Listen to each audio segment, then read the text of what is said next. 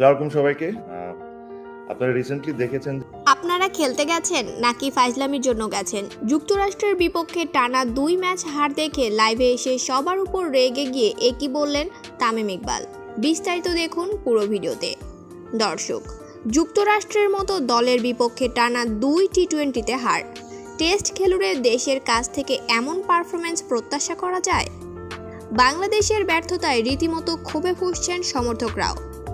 এই ব্যর্থতার দায় কার? দল হিসেবে কতটা হতাশ বাংলাদেশ? পিচে কোনো সমস্যা ছিল কি? টাইগাররা কি হালকাভাবে নিয়েছিল যুক্তরাষ্ট্রকে?